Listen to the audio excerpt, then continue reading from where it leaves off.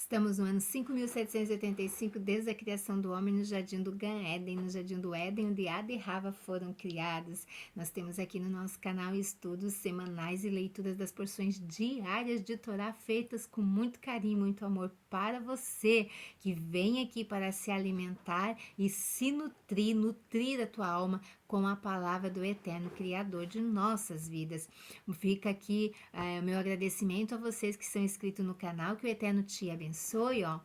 E te agracie, se sinta aí amado e abençoado, né? E agraciado pelo Eterno, nosso Criador, com essa semana que está seguindo aí, recheada de bênçãos e de dupla bênção, porque nós estamos caminhando aí também para a nossa festa de Purim. Você já está preparado? Coloca aqui no canal, se você comenta aqui, se você já está se preparando para essa festa que começa quinta-feira, depois do pôr do sol. Quinta após o pôr do sol, vai até sexta ali ao pôr do sol, a nossa festa de Purim, né? Então que o Eterno te abençoe, que você possa se alegrar e ser abençoado também nesta festa. Então, aqui, se você está aqui pela primeira vez, eu te convido, fica conosco até o finalzinho, assiste e se então gostou, se inscreva no canal, compartilha, curta e comenta. Se assim desejar o teu coração, se sinta amado, pois precioso e preciosa você é ao Eterno Criador. Eu, Nara Chaves, no Torá e Prosa. Nós estamos na 22ª Paraxá do ano de 5.785, Paraxá Kitzá, que quer dizer quando fizeres, né? Qual é o tema central desta paraxá? Quando fizeres a contagem dos filhos de Israel conforme a sua soma, cada um deles dará ao Eterno o resgate da sua alma quando os contares, para que não haja entre eles praga alguma quando os contares. Hoje nós vamos na terceira leitura da porção desta Paraxá Kitzá. E a terceira porção nós vamos tratar sobre quando Moshe, que subiu ao Monte Sinai, recebe do Eterno Criador as tábuas, né, do testemunho, e quando ele desce, Moshe quebra as tábuas do testemunho, né? Ele quebra essas tábuas. Então, vamos de leitura da nossa terceira porção. Ao retornar ao pé da montanha, Moshe encontrou seu fiel discípulo Yehoshua acampado lá. Yehoshua lá esperava por ele durante 40 dias. O Eterno fez um milagre especial pelo justo Yehoshua e todas as manhãs caía maná do céu no lugar onde ele aguardava Moshe. Juntos aproximaram-se do acampamento e ouviram os ruídos tumultuados e barulhentos das celebrações à volta do bezerro de ouro. Estes sons parecem o clamor de uma guerra, observou Yehoshua. Você está me desapontando, Yehoshua, respondeu Moshe.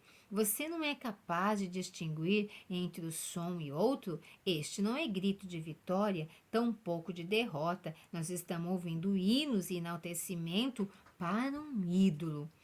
Ao entrar no acampamento, eles avistaram o bezerro de ouro e a celebração e as danças que o acompanhavam. Não posso otorgar-lhes as tábuas, pensou Moshe. A Torá afirma que alguém que renega Elohims não pode tomar parte da mitzvah da oferenda de Persa. Todo o povo afastou-se agora de Elohims e o renegaram. Certamente não merece receber as tábuas que contêm todas as mitzvot. Ao olhar para as tábuas, Moshe notou que a escrita gravada nelas desaparecera. Percebeu que as letras, a alma e o conteúdo espiritual das tábuas estavam voando pelo ar.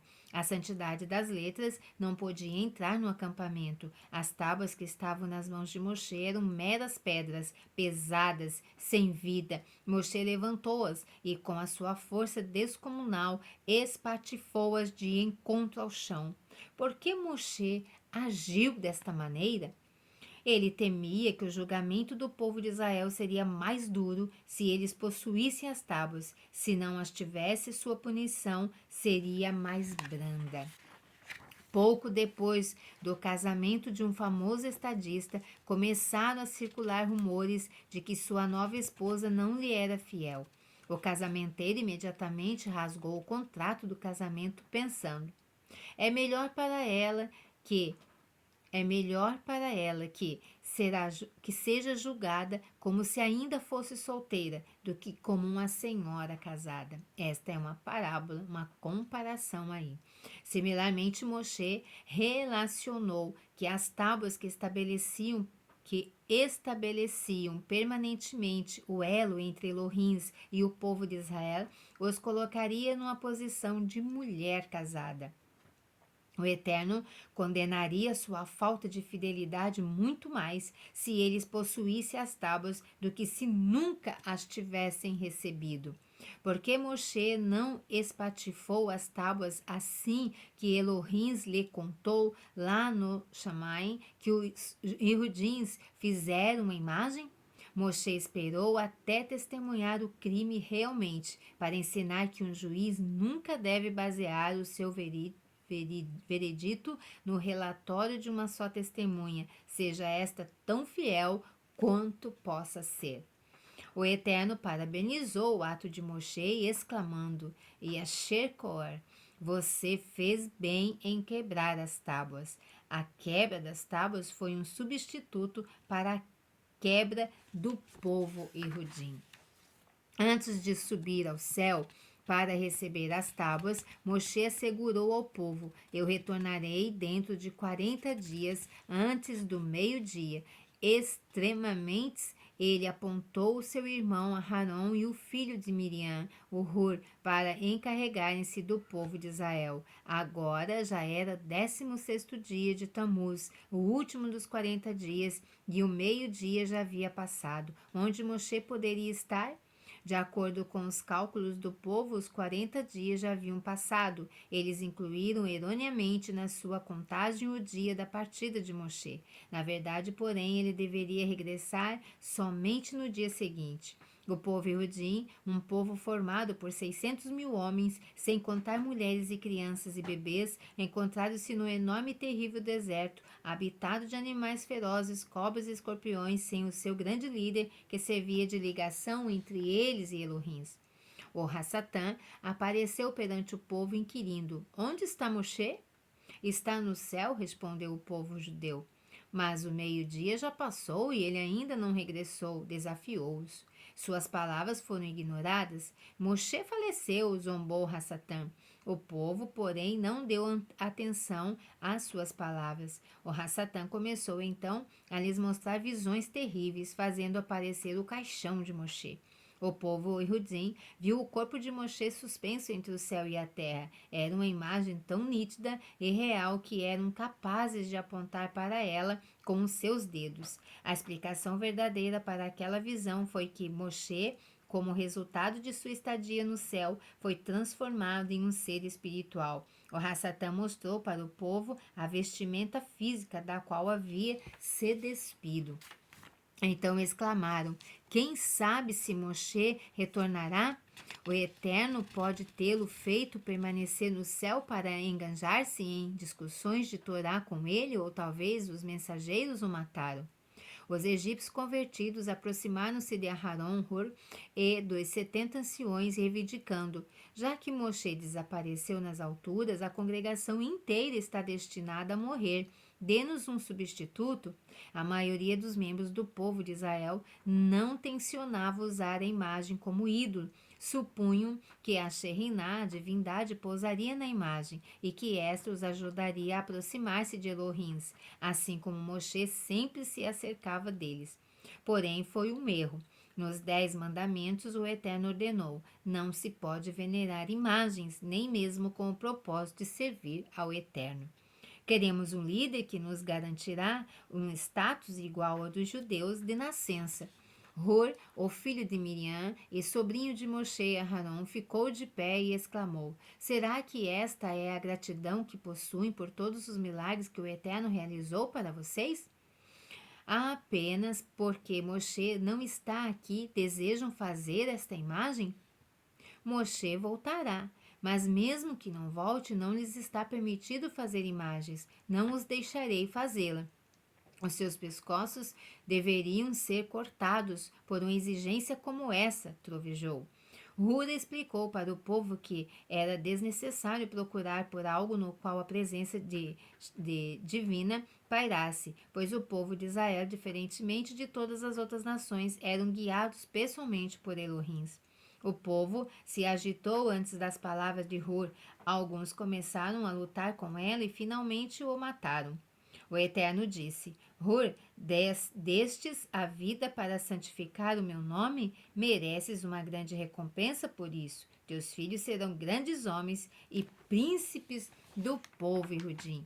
E assim aconteceu. O neto de Hur, Betsael, foi designado construtor do tabernáculo, e dentre seus descendentes estavam o rei Davi e outros reis. Os convertidos egípcios viraram-se para os anciões exigindo um novo líder, porém estes negaram.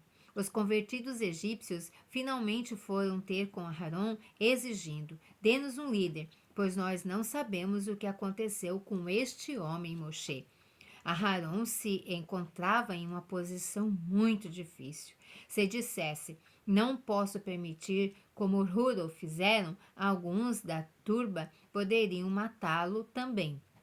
Aharon raciocinou, se eles me assassinarem também, não terão perdão pelo seu crime. O pecado de fabricar uma imagem é menor se comparado a um crime tão hediondo. Hediondo. E se Aharon não ficasse à frente do povo, as coisas poderiam ainda ficar muito piores do como elas estavam. Portanto, pois que Aharon decidiu, não me resta outro remédio, é melhor aceitar. Porém, demorarei muito para fazer uma imagem. Espero que Moshe volte antes de eu terminar. O Eterno sabia que Aharon consentiu porque, graças ao seu grande amor para o povo de Israel, queria salvá-los da destruição. Para protelar e atrasar o plano, Aharon ordenou: tragam-me os brincos de suas esposas e crianças. Ele presumiu que as mulheres relutariam em compartilhar as suas joias. Poderiam surgir discussões entre marido e mulher, e com isto, tempo precioso seria ganho. As mulheres realmente recusaram-se a compartilhar as suas joias, não por estarem ligadas a elas, mas porque recusaram-se dedicá-las para a formação de uma imagem. A sua fidelidade a Elohim foi recompensada. As mulheres receberam o Rosh Hot como um dia festivo especial para si mesmas, para ser celebrado por elas através das gerações. É costume das mulheres absterem-se de trabalhos específicos em Rosh Hot, como lavar roupas e costurar. Foram as mulheres, toda a tribo de Levi, absteu-se de contribuir com qualquer ouro para fazer este bezerro. E assim também fizeram as líderes das tribos e os justos do povo de Israel. Apesar da recusa das mulheres, o plano de Aharon falhou, porque os homens estavam ávidos em contribuir com o ouro. Eles arrancaram os brincos rapidamente, e Aharon jogou o ouro no fogo para derretê-lo e mais tarde moldá-lo e esculpi-lo com uma ferramenta.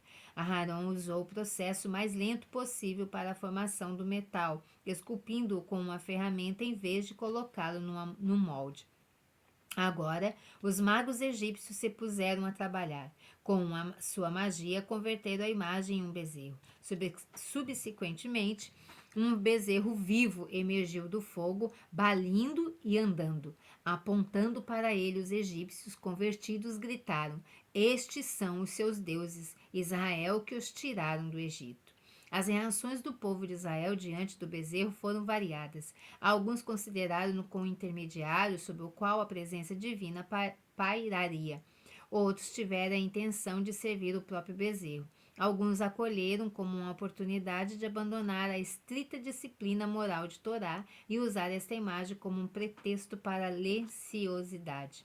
O povo quis construir um altar no qual oferendas podiam ser sacrificadas e tinham a intenção de rezar para Elohim pedindo que um fogo celestial descesse sobre ele. Aharon, porém, exigiu que a construção do altar fosse deixada a cargo dele, proclamando: será uma honra maior para o altar se eu construí-la sozinho. Na verdade, seus pensamentos eram: se eles o construírem, cada um trará uma. Depois do recebimento da Torá, Moshe permaneceu no céu durante 40 dias, estudando a Torá diretamente de Elohim. Ao cabo de 40 dias, o Eterno deu a Moshe as 2 tábuas de safira, do tamanho de forma idênticas, e nelas Elohim gravaram os 10 mandamentos. Por que o povo de Israel recebeu os 10 mandamentos escritos em tábuas em vez de um pergaminho divino contendo toda a Torá? Quando uma pequena criança começa a escola, o professor lhe apresenta o alfabeto escrevendo as letras no quadro negro. Somente mais tarde, quando o alfabeto já lhe for familiar, receberá livros para estudar. O Eterno introduziu os Yehudins à Torá, primeiramente pondo-as a par dos 10 mandamentos que contêm os conceitos básicos da Torá, e somente mais tarde foi-lhes dado um pergaminho de Torá inteiro. Em vez de escrever todos os 10 mandamentos em uma só tábua, o Eterno escreveu-os em tábuas separadas. A primeira tábua continha os mandamentos envolvendo o homem e seu Criador. A segunda tábua lidava com os mandamentos ligados à relação do homem com o seu próximo. As letras não eram gravadas superficialmente sobre as tábuas, mas foram talhadas através de toda a espessura da pedra. Isto para que fosse possível ler pelos 2 lados. As letras hebraicas Mem, final, e Samer formam um quadrado e um círculo completos, respectivamente, já que suas porções internas não tinham nenhuma sustentação, poderiam cair. No entanto, elas permaneciam em seu lugar milagrosamente. Então, quando Moshe desce lá do monte, recebe as tábuas e desce do monte, ele vê aquela adoração feita pelo nosso povo, que estavam dançando e adorando aquele bezerro de ouro. Moshe, então, ele defende o povo e salva Israel ainda na quebra das tábuas ali. Ele salva o povo ainda de uma destruição muito maior do que se ele deixasse as tábuas ali inteira, porque o povo ainda não tinha lido, ainda eles não sabiam o que continha na integridade total, embora a Torá já tinha sido dada oralmente lá no Gan Éden para Adão e Rava, Mas aqui o Eterno ele dá escrita a Torá. Então o Moshe ele quebra ali a Torá escrita, para que o nosso povo não fosse a destruição ainda do nosso povo muito maior. Após o pecado do bezerro de ouro, o Eterno dirigiu-se a Moshe lá no céu com as duras palavras: desça. Então lá no céu, Moshe, o Eterno já estava orientando ele. Desça, ordenou: não podes mais manter a sua posição exaltada como um líder. Eu te elevei em honra no meu povo, e eles, no entanto, pecaram. 40 dias depois da outorga da Torá, quão desventurada é a noiva que se corrompe com ainda debaixo do palho nupcial, debaixo da roupa. Esta reprovação baqueou Moshe. O seu rosto anuviou-se, ele queria deixar os céus, mas estava tão atordoado em detrimento de sua preocupação pelo povo que foi incapaz de achar a saída andando às cegas. O Eterno censurou, dizendo: quando o povo de Israel partiu do Egito, quiseste que os egípcios convertidos viessem junto. Eu me opus, mas és bom e modesto, Moshe. Imploraste para que os aceitasse, apesar de serem indignos. Agora essas pessoas fabricaram um bezerro de ouro e induziram o povo ao pecado. Pode ser que fizeram um bezerro, disse Moshe, mas eles certamente não se curvarão perante ele. Eles se curvaram, disse Elohim. Então eles podem ter ser curvados sem ter oferecido nada, persistiu Moshe. Eles sacrificaram oferendas, disse Elohim. Neste caso, eles não o devem ter aceito como a divindade, argumentou Moshe. Os egípcios convertidos disseram: estes são seus deuses, Israel, contradisse Elohim. Moshe ficou chocado com esta revelação frente às notícias tão arrasadoras e perdeu a fala. Foi o próprio Elohim que indicou a Moshe como proceder através de uma reprimenda. Deixe-me em paz, e eu os destruirei. Destas palavras, deixe-me em paz. Apesar de que Moshe ainda não pronunciara sequer uma palavra em prol do povo, Moshe compreendeu que deveria rogar pelo povo de Israel. O Eterno disse: eles merecem destruição. Cheguei à conclusão que eles são obstinados. O Eterno ofereceu para fazer de Moshe um grande povo no lugar do povo de Israel que seria destruído. A razão pela qual o Eterno jogou acusações severas e ameaças contra o povo de Israel foi com o intuito de despertar Moshe para rezar mais sinceramente em prol deles. De fato, Moshe apresentou uma defesa de mestre para o povo de Israel e seus argumentos conseguiu nosso perdão e nossa proteção até os dias de hoje. Por favor, Elohim, rogou Moshe, não fiques tão aborrecido com o teu povo. Se o destruíres, os egípcios afirmarão: tínhamos razão. Sempre predissemos que Elohim não poderia manter vivo um povo num deserto solitário e temível, sem comida e sem bebida. Desde o princípio, sabíamos que todos morreriam ali. Quando Elohim viu que não tinha condições de manter os judeus vivos e de guiá-los a Israel, matou-os todos no deserto. Que terrível profanação do nome divino seria todas as nações acreditarem que tu, Elohim, não és suficientemente poderoso para conduzir os judeus à terra de Israel, por isso os eliminaste. Não permitas que as nações afirmem isso. Ademais, mesmo que os Erudins tenham pecado, acaso não mereçam viver pelo mérito de seus antepassados, Abraham, Isaac e Jacob? Tu, Elohim, prometeste aos antepassados que seus descendentes seriam tão numerosos como as estrelas. Sei que os Yehudins transgrediram dos 10 mandamentos ao fazer uma imagem, mas lembra-te que puseste Abraham à prova 10 vezes, e ele passou por todas. Permitas, pois, que o mérito de Abraham proteja os Yehudins agora. E se tu pensas que os Yehudins merecem ser queimados por seus pecados, recorda que Abraham estava disposto a deixar-se queimar em uma fornalha por amor a ti. Salva, pois, os Yehudins de serem queimados pelo mérito de Abraham. Se pensas que o povo Yehudim merece ser morto pela espada, pensa no mérito de Tzhak. Permita que seu pai o amarrasse, ele permitiu, Tzhak permitiu que seu pai o amarrasse ao altar no monte de Moriá e estava disposto a ser sacrificado com uma faca. Deixa, pois, que o mérito de Tzhak salve os Irudins, e se desejas castigar o povo Irudim, fazendo perambular por terras estranhas, recorda o mérito de seu antepassado Iacov, o justo que perambulou por vários países, perdoa os Irudins pelo mérito de Iacov. Moshe recusou a oferta de Elohim para ele ser o patriarca de uma nova nação judia, discutindo: mestre do universo, se uma cadeira com 3 pernas balança, como pode uma cadeira de uma só perna permanecer de pé? Aqui ele estava se referindo à cadeira de 3 pernas, Abraham, Isaac e Yaakov. Imagina se o Eterno faz dele, Moshe, um líder, né? Um patriarca. Por isso ele falou: se uma cadeira de 3 pernas balança, como pode uma cadeira de uma só perna permanecer de pé? Se os méritos dos seus 3 patriarcas, Abraham, Isaac e Jacob, foram insuficientes para salvar o povo Irudim na tua ira, como posso eu, um homem só, esperar que os proteja? Se os meus descendentes pecaram no futuro, meu mérito certamente não será o suficiente para salvá-los da morte. Mas ainda não posso aceitar a tua proposta, pois terei vergonha de Abraham, Isaac e Jacob. Eles poderão pensar: que líder de comunidade egoísta, ele aproveita a situação para elevar a si mesmo em vez de implorar pelo perdão de uma só comunidade. Desista de levar em frente teu plano de extermínio. Através de suas preces, Moshe salvou o povo da destruição iminente, mas ele desceu dos céus sem ainda ter obtido perdão. Somente mais tarde, depois da destruição do bezerro, punição dos pecadores e mais outros 40 dias de orações passadas por Moshe no céu, é que Elohim perdoaria o povo.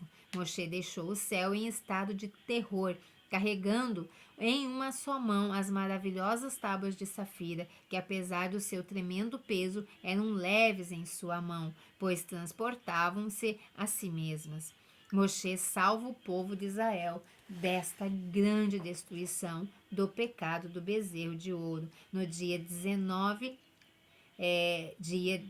de Tamuz, Moshe subiu ao céu mais uma vez, lá permanecendo por 40 dias até o dia 29 de Av, implorando perdão a Elohim, e ele rezou: Mestre do universo, o Eterno mesmo levou-os ao pecado, já que os carregaste de ouro e prata durante o êxodo do Egito. Um leão só dá uma patada se uma bandeja cheia de carne for colocada ao seu lado. Moshe então apresentou seus argumentos a favor do povo com tanta intensidade que sentiu o seu corpo todo ferver. Ele estava realmente doente de preocupação pelo pecado do bezerro de ouro. Por que, Elohim, a tua ira deve arder contra o teu povo que tiraste do Egito? Eles nunca tiveram a intenção de fazer do bezerro um ídolo. Eles o fizeram com o intuito de criar um intermediário sobre o qual a tua presença pudesse pairar. Mesmo ao fazer o bezerro, eles não te desprezaram. Eles queriam me substituir. Mas ainda teve em consideração o fato de que eles terem vivido entre os egípcios, que eram idólatras. Um pai decidiu que chegara a hora de seu filho começar a ganhar a vida. Ele alugou uma loja em uma área nada respeitável e trouxe-lhe os produtos necessários para que este se transformasse num vendedor de perfumes e cosméticos. Ao indagar o povo mais tarde sobre o bem-estar do seu filho, foi informado de que este se assoreara com as libertinas da vizinhança. A ira do pai não tinha limites. Vou matá-lo por isso, exclamou, mas um amigo da família rogou. Como é que ele poderia ter se portado de outra maneira? Ele é jovem e inexperiente, de todas as possíveis profissões. Você escolheu para ele a de um vendedor de perfumes e colocou num ambiente corrupto. Similarmente, Moshe implorou a Elohim: não fique irado. Tu os tiraste do Egito, uma terra onde todos adoravam cordeiros. Eles estavam simplesmente imitando os costumes do Egito. Estão acostumados aos ritos daquele país e ainda não se habituaram aos teus caminhos. Espere um pouco e eles com certeza farão atos que serão agradáveis perante ti. Se os destruir, os egípcios acreditarão que seus astrólogos predisseram a verdade ao afirmar que o povo de Israel pereceria no deserto. Deixe que a tua cólera se extinga e revogue o decreto do teu povo. Moshe estava pronto a perder a própria vida pelo povo, fazendo um trato com o Elohim. Se não perdoá-los, apague meu nome do teu livro. Finalmente, Moshe fez uso da mais poderosa arma de defesa, o mérito dos patriarcas. Voltando-se em direção à caverna de Macpela, exclamou perante os patriarcas: ajude-me nesta hora, quando seus filhos estão prestes a serem abatidos como cordeiros. Os patriarcas levantaram-se e posicionaram-se diante dele. Dirige-se a Elohim, Moshe orou. Lembre-se de Abraham, Isaac e Jacov, teus servos para os quais juraste em teu sagrado nome. Eu multiplicarei a sua semente como as estrelas do céu. Lembre-se, as 12 tribos sagrados, os teus servos, e salve o povo e Rudim em seu mérito. Olha só, como é bom você ter méritos diante do Eterno, porque você pode falar com Ele nos méritos, né? Naquilo que você foi fiel, naquilo que você obedeceu. É muito gostoso a gente ter o nosso cartão de crédito em dia. E esse crédito que eu falo é o crédito das mitzvahs que nós obedecemos perante o nosso Criador, porque então nós somos ouvidos por Ele, né? Então que o Eterno nos abençoe e nos agracie todos os dias da nossa vida e que nós possamos aprender com essas lindas lições que o Eterno deixou para nós, como testemunho da sua grandeza, da sua misericórdia, da sua fidelidade e do seu também julgamento. O Eterno te abençoe. Se você não é inscrito, se inscreva. Se você é inscrito, muito obrigado por ficar comigo até o final. Que o Eterno te abençoe. Ele irrita hoje. Até a próxima.